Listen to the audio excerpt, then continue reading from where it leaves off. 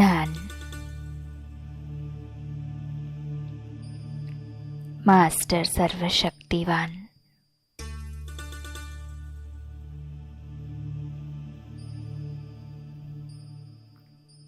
ஒவ்வொரு நாளும்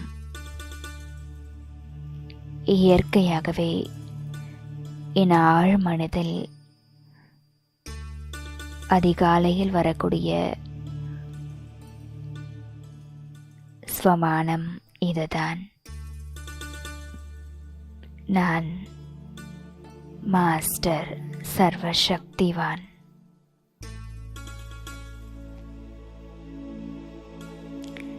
இந்த நினைவை வெளிக்கொண்டு வந்து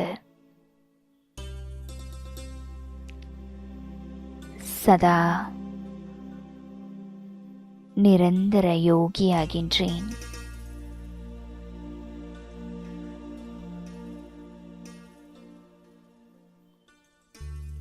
என் முன்னால்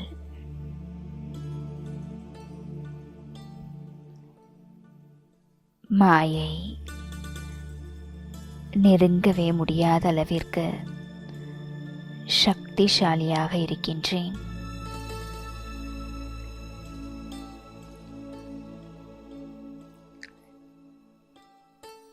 என்னை நெருங்கும் ஒவ்வொருவரும்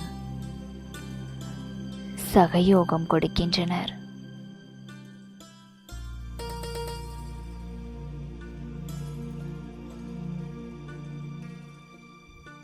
இந்த உயர்ந்த ஸ்திதியில் நிலைத்திருந்து மாயை என்னும் எறும்பை ஒரே அடியாக வென்று உயர்ந்த நிலையை அடைகின்றேன்.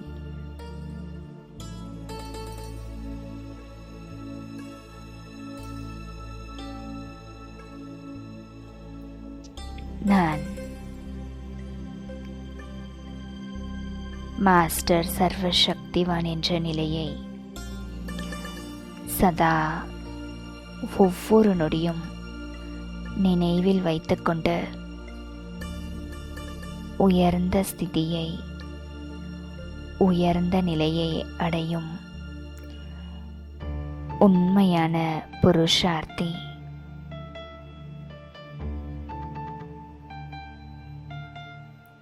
ஆத்மாவாகிய என்னை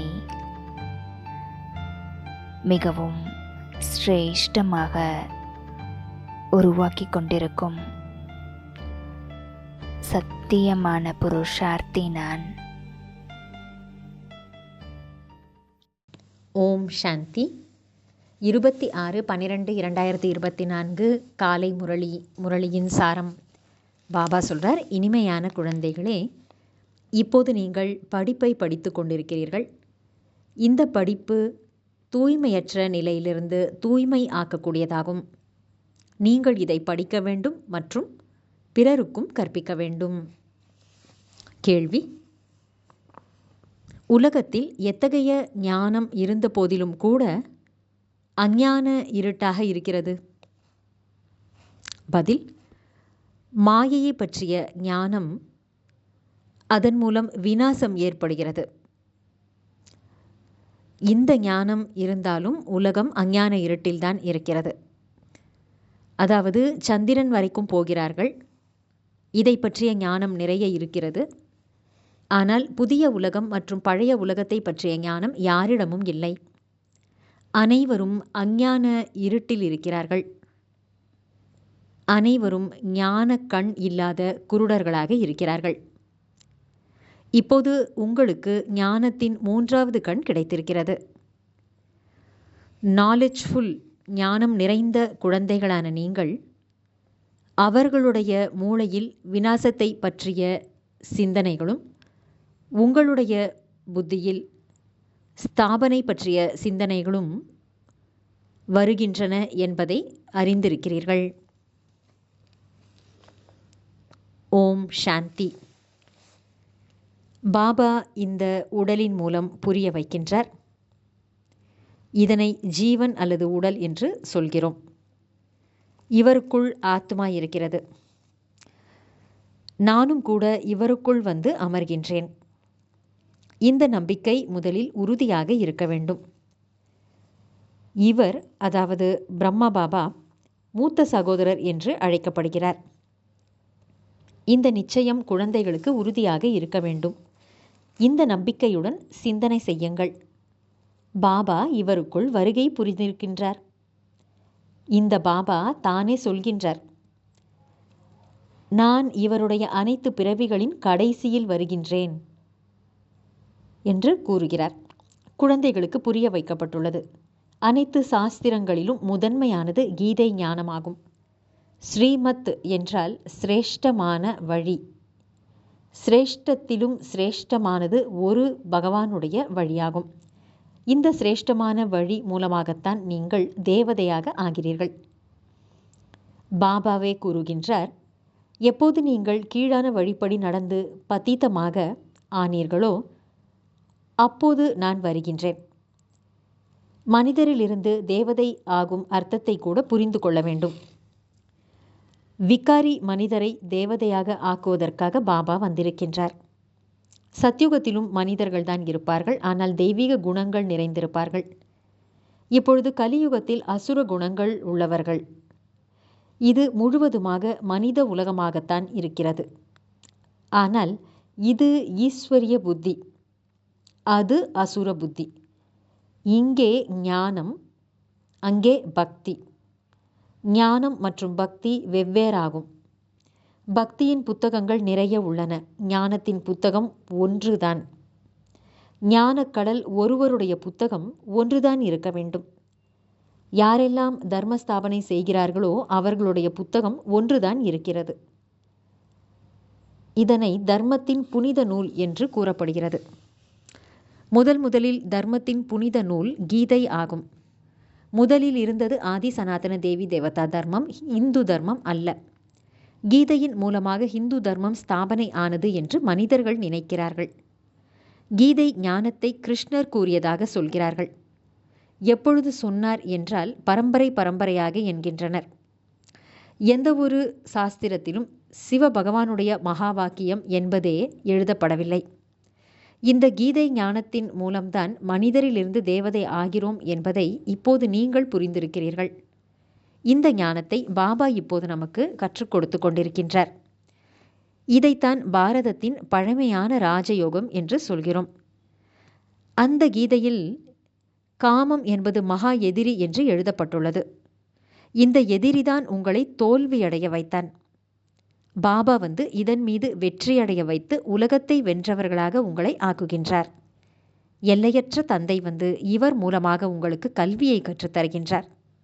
அவர்தான் அனைத்து ஆத்மாக்களின் தந்தையாவார்.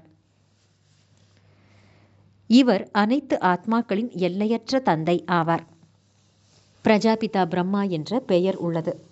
நீங்கள் யாரிடம் வேண்டுமானாலும் கேட்கலாம், பிரம்மாவின் தந்தையின் பெயர் என்ன என்று. அவர்கள் குழப்பமடைவார்கள். பிரம்மா, விஷ்ணு, சங்கரர் மூவருக்கும் தந்தை என்று யாராவது இருக்க வேண்டுமல்லவா?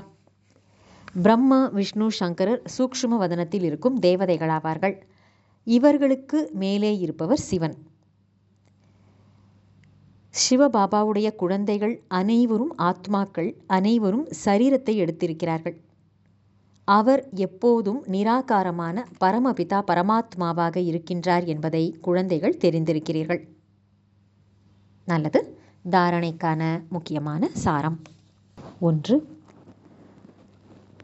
பாபா இந்த தாதாவிற்குள் பிரவேசமாகி நம்மை மனிதரிலிருந்து தேவதையாக, அதாவது விகாரியில் இருந்து நிர்விகாரி ஆக்குவதற்காக கீதை ஞானத்தை கூறிக்கொண்டிருக்கின்றார்.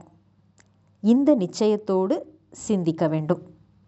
ஸ்ரீமத் படி நடந்து சிரேஷ்டமான குணவான் ஆக வேண்டும். 2. நினைவு யாத்திரையின் மூலம் புத்தியை தங்க பாத்திரமாக ஆக்கிக்கொள்ள வேண்டும். புத்தியை ஞானம் நிறைந்ததாக ஆக்குவதற்காக அவசியம் முரளியை கேட்க வேண்டும் அல்லது படிக்க வேண்டும். வரதானம். தனது பொசிஷன், அதாவது பதவியின் நினைவின் மூலம் மாயையை வெற்றி அடையக்கூடிய நிரந்தர யோகி ஆகுக. விளக்கம். எப்படி ஸ்தூலமான பதவியில் இருப்பவர்கள் தனது பதவியை அல்லது நிலையை ஒருபோதும் மறப்பதில்லை. உங்களுடைய நிலை மாஸ்டர் சர்வசக்திமான் என்பதாகும். இதை சதா நீங்கள் நினைவில் வைத்துக் கொள்ளுங்கள். தினமும் அமிர்த வேளையில் இந்த நினைவை வெளிக்கொண்டு வாருங்கள். அப்பொழுது நிரந்தர யோகியாக ஆகிவிடலாம். மேலும் முழு நாளும் அதற்கான சகயோகம் அல்லது உதவி உங்களுக்கு கிடைத்து கொண்டே இருக்கும்.